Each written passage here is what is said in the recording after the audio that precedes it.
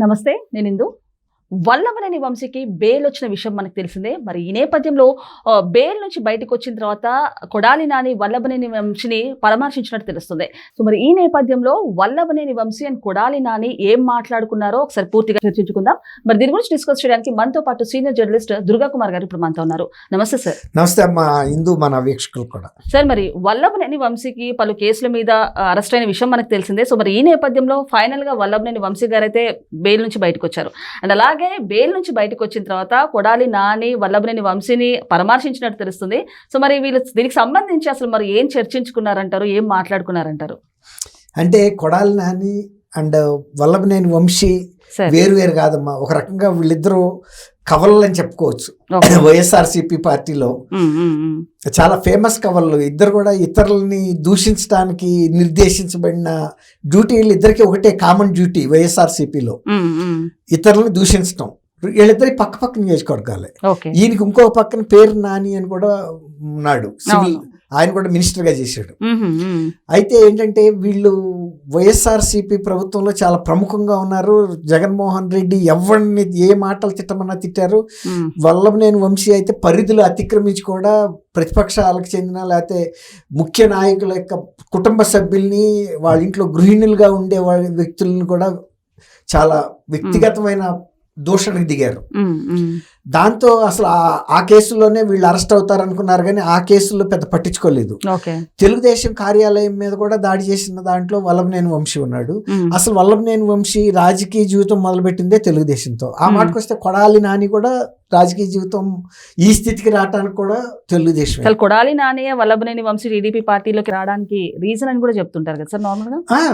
అయితే వల్లభనేని వంశీ వీళ్ళిద్దరు కూడా ఏమనుకున్నారంటే అసలు జగన్మోహన్ రెడ్డి ఇంకొక 30 ఏళ్ల పాటు అధికారంలో ఉంటాడు, అసలు ఈ అధికారంలో ఉన్నప్పుడు మనని ఎవడు ముట్టుకోలేడు. ఒకవేళ ముట్టుకుంటే కనుక వాళ్ళు చంద్రబాబు నాయుడు గారిని, లోకేష్ గారిని వ్యక్తిగతంగా చాలా వార్నింగ్లు ఇచ్చారు. మమ్మల్ని కనుక అరెస్ట్ చేసే దమ్ము ఉందా అని, వాడు వీడు అని ఇంకా రకరకాల తిట్లు తిడుతూ అసలు భూమి తలకిందులు అయిపోద్ది అన్నంత బిల్డప్ ఇచ్చారు.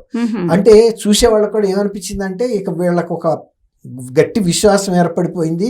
30 ఏళ్ల పాటు వీళ్ళ ప్రభుత్వం ఉంటది, ఇక వీళ్ళు ఎవరిని ఏం తిట్టినా, ఏం చేసినా, ఎన్ని కుంభకోణాలు చేసినా వీళ్ళని ముట్టుకునే పరిస్థితి ఉండదు అనేది వాళ్ళు ఒక గట్టి నిర్ణయానికి వచ్చి రకరకాల పనులు చేశారు.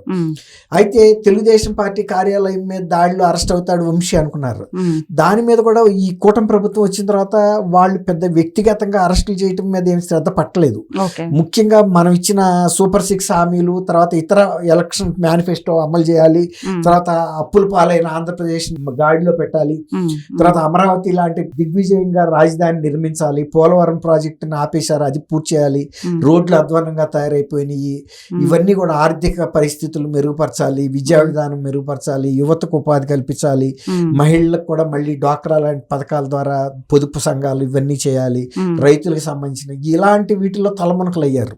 అయితే వీళ్ళు ఏమనుకున్నారంటే ఇక కూటమి ప్రభుత్వం మన మీద దృష్టి లేదు, ఏదో ఆ డెవలప్మెంట్ ఈ స్కీముల్లో పడిపోయారని వీళ్ళు మెల్లిగా ఆ కేసు మాత్రం అతని మీద తెలుగుదేశం పార్టీ కార్యాలయం దాడి కేసు వంశీ ఉన్నాడు, 71 ముద్దాయి ఎంతో చివరిలో ఉన్నాడు. అసలు ఆ కేసు మాత్రం నా మీద ఎందుకు ఉండాలి, ఇది కూడా ఎవరైతే కంప్లైంట్ ఇచ్చాడో ఒక దళిత యువకుడు, అతన్ని కిడ్నాప్ చేసి తీసుకొచ్చి విజయవాడలో ఇక్కడ హైదరాబాద్ లో వాళ్ళ ఇంటి అపార్ట్మెంట్ అది మై హోమ్ పూజాలోకి తీసుకొచ్చారు. అతని చిత్రహింసలు పెట్టి భయపెట్టి ఆ కేసు ఉపశమనానికి మళ్ళీ విజయవాడ తీసుకెళ్లారు SC/ST కోర్టుకి. అక్కడ వాంగ్మూలం ఇప్పించారు, మౌఖికంగాను లిఖితపూర్వకంగా నేను కేసు ఉపసంహరించుకుంటున్నాను. అప్పుడు అతన్ని మళ్ళీ వైజాగ్ లో కిడ్నాప్ చేసి తీసుకుపోయారు. అక్కడి నుంచి వాళ్ళ కుటుంబ సభ్యులు కంగారు పడిపోయి ఏమయ్యాడా అని కేసు పెడితే ఇది విచారిస్తే ఈ కథ అంతా బయటకు వచ్చింది. అయితే నాకేం సంబంధం లేదని కూడా ఇతను ముందు పోలీసులతో ఇచ్చేశాడు. అన్ని ప్రూఫ్స్ తీసుకున్నారు. ఇక్కడ మై హోమ్ పూజాలో మినిట్ టు మినిట్ ఎక్కడ ప్రతి అంగుళము రికార్డ్ అయిపోతా ఉంటుంది సీసీ కెమెరాల్లో. అతను ఆ కారులో తీసుకురావటం, వాళ్ళ అనుచరులు లిఫ్ట్ లో ఎక్కించుకురావటం, వాళ్ళ ప్లాట్ లోకి వెళ్ళటం, ఆ రాత్రి మళ్ళీ మర్నాడు అదే ఫ్లాట్ లో నుంచి తీసుకొచ్చి లిఫ్ట్ లో ఎక్కించి కారు ఎక్కించడం, అన్ని రికార్డ్ అయినాయి టైం డేట్ తో సహా. మళ్ళీ అక్కడ విజయవాడలో అయినాయి, వైజాగ్ లో ఇవన్నీ పెట్టేటప్పటికి ఇక తప్పించుకోలేకపోయాడు. ఆ కేసు మీద బుక్ అయ్యాడు. అయితే వీళ్ళిద్దరూ ఇప్పుడు ఎందుకు కలిసి ఉంటారంటే, ఒకటేమో చాలా కాలం పాటు ఇతను జైల్లో ఉండటం ఈయనకు కూడా బెంగగా ఉంది. ఎవరికి? మన కొడాలి నానికి. కొడాలి నాని కూడా ఆపరేషన్ అని హడావిడి చేసి ఇక్కడ ఏఐజీ నుంచి బాంబే వెళ్ళి చేయించుకొచ్చి ఆయన కూడా ఏదో బ్యాగ్ కట్టు తిరుగుతున్నాడు. సర్జరీ. ఇప్పుడు ఏంటంటే మన ఇద్దరం మన ఆరోగ్యాలు పట్టించుకోకుండా జగన్మోహన్ రెడ్డి ఎవరిని తిట్టమంటే ఆయన తిట్టాము, బూతులు తిట్టాము, మనం ఏమి పట్టించుకోలేదు. చూడు నాకు ఎంత తీవ్రమైన అనారోగ్యం వచ్చిందోను, మరి కేవలం అన్ని 95% బ్లాకేజ్ వచ్చినా కూడా నేను ఇతరులని తిట్టడానికి జగన్మోహన్ రెడ్డిని అధికారంలో పెట్టుకోవాలని చూసాము. ఇక జగన్మోహన్ రెడ్డి పార్టీ ఉండదు, అది అయ్యేది కాదు, మనకి ఇక సీట్లు వచ్చినా గెలిచే పరిస్థితి లేదు. ఒకళ్ళకొకళ్ళు ఆరోగ్యం గురించి చెప్పుకుంటారనే నేను అనుకున్నా. అంతకుమించి పెద్దగా ఇప్పుడు ఏం చేయటానికి ఆస్కారం అయితే లేదు. అందులో వంశీకి ఒకప్పుడు గన్నవరంలో ఎంత పేరుందో, అట్లాగే గుడివాడలో నానికి ఎంత పేరుందో, ఇవాళ వాళ్ళ పరిస్థితి రివర్స్ అయింది. అసలు ఎన్నికల టైంలో అయితే వంశీని ఎమ్మడబడి జనం తగిలితే పోలీసులు ఆయన్ని సేఫ్టీగా కారు ఎక్కించి పంపించేయాల్సిన పరిస్థితి. పూలమ్మిన సాటే కట్లెమ్మామంటారు చూసారా, ఒకప్పుడు అందరితో పూలదండలు వేయించుకున్న వ్యక్తి జనం ఎమ్మడబడితే తను ప్రాణ రక్షణకి పారిపోయే పరిస్థితికి వచ్చింది అక్కడ. అట్లాగే ఇప్పుడు కొడాలి నాని పరిస్థితి కూడా అసలు అతను ఎప్పుడు ఓడిపోవడం అనుకున్నాడు. నన్ను చంద్రబాబు గారిని ఛాలెంజ్ చేశాడు, నువ్వు గాని నీ కొడుకు గాని వచ్చి గుడివాడలో పోటీ చేసి నన్ను ఓడిస్తారా అని. ఇంకోటి అన్నాడు, అసలు కుప్పంలో చంద్రబాబు నాయుడు కూడా గెలిస్తే ఆయన బూట్లు పాలిష్ చేస్తా అన్నాడు కొడాలి నాని. అంటే ఒక స్థాయిలో వీళ్ళు ఎంత అహంభావంతో ఉన్నారో, ఇవాళ అహంభావం అంతా తగ్గిపోయి ఇవాళ పాపం ఆయన ఒక పేషెంట్ లాగా ఏదో అది కట్టుకుని తిరుగుతున్నాడు. నిన్న బెయిల్ ఇచ్చారు అతనికి, anticipatory bail, conditional bail. Police station లో ప్రతి వారం వెళ్ళి సంతకం పెట్టాలి గుడివాడ నియోజకవర్గం ముందస్తు. అట్లాగే ఇప్పుడు వంశీది కూడా అదే పరిస్థితి, ఆ నియోజకవర్గం వదిలి బయటకు రాకూడదు. ఏదో కార్పొరేట్ హాస్పిటల్లో చేరాడని చెప్తున్నారు. ఎట్లాగో ఇప్పుడు పదవిలో లేడు, రెండోది ఎవడు వచ్చి పలకరించేవాడు లేడు, సపోర్ట్ చేసేవాడు లేడు. నిజంగా కూడా ఏదైనా అనారోగ్యాలు ఉంటే కొడాలి నాని చెప్పాడు కదా, నేను నా రాక తెచ్చుకోబాక, నువ్వు 95% ఆరోగ్యం చెడిపోయారాకను, ఇప్పుడే ఇల్లు నీకు ఏదైనా శ్వాసకోశ సమస్యలు ఏమైనా ఉంటే చూపించుకోమని చెప్పుంటాడు. మరి చాలా మంది చెప్పేది ఏంటంటే, ఆయన జైల్లో ఉన్నప్పుడు కోర్టులకు తీసుకెళ్తున్నప్పుడు దగ్గులు జగన్మోహన్ రెడ్డి ప్యాలెస్ లోకి వెళ్ళినప్పుడు దగ్గలేదని చెబుతున్నారు.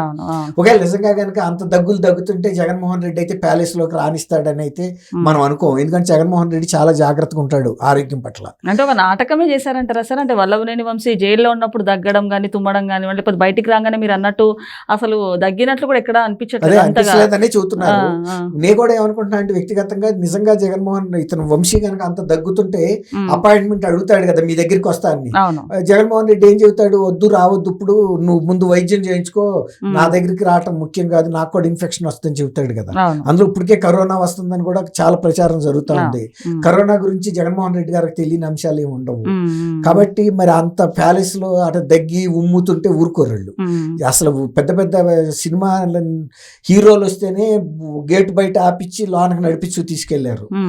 మొన్న మధ్య కొడాలి నాని కూడా నెల్లూరు, అదే గుంటూరు మిర్చి ఆర్ట్ కోసం ఆందోళనకు రమ్మని జగన్మోహన్ రెడ్డి పిలిస్తేనే ప్యాలెస్ లోపలికి రానివ్వకుండా గేట్ దగ్గర ఆపితే ఆయన అక్కడక్కడ తిరిగి ఆ కాన్వాయ్ బయటకు వెళ్తా ఉన్న టైంలో జాయిన్ అయ్యాడని చెప్తున్నారు. అంటే నేను ఎందుకు చెప్తున్నా అంటే, ప్యాలెస్ లో చాలా హైజీన్ మెయింటైన్ చేస్తారు. ఎవరిని పడితే వాళ్ళు నెలవరు, ఓన్లీ క్వార్టరీ మెంబర్స్ ని హాల్ రో వరకు వెళ్ళనిస్తారు తప్ప అంత డీప్ గా వెళ్ళనివ్వరు, ఈవెన్ క్వార్టరీలో వాళ్ళని.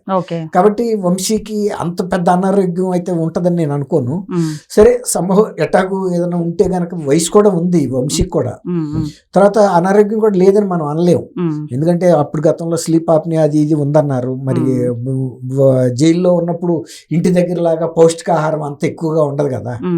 తర్వాత మరి కొంత బెంగ ఉంటది, నేను ఇంత జైల్లో పడుకోవాల్సి వచ్చింది అని. కొన్ని ఫెసిలిటీస్ కూడా అడిగాడు, నాకు ఏదో స్పాండిలైటిస్ ఏదో ఉంది, టెయిల్ అండ్ బోన్ ఏదో ప్రాబ్లం అని. తర్వాత మంచం ఇచ్చినట్టున్నారు, అది ఇనప మంచం ఇచ్చారు ఏంటి అన్నాడు. మరి అక్కడ యూఫామ్ బెడ్స్ అవన్నీ ఇచ్చే ప్రొవిజన్ అయితే జైళ్లలో ఉండదు కాబట్టి ఇనప మంచమే ఇస్తారు. ఇస్తే గనక హాస్పిటల్లో ఉంటాయి చూసారా, అలాంటివే ఇస్తారు. కాబట్టి మరి వాళ్ళ హాస్పిటల్లో జాయిన్ అయ్యాడు కాబట్టి ఏదైనా ఆయన త్వరగా రికవర్ అవ్వాలి, కోలుకోవాలని మనం కోరుకుందాం, ఏదైనా అనారోగ్యం ఉంటే. ఓకే సార్, థ్యాంక్ యూ అమ్మా ఇందు, మన వీక్షకులు.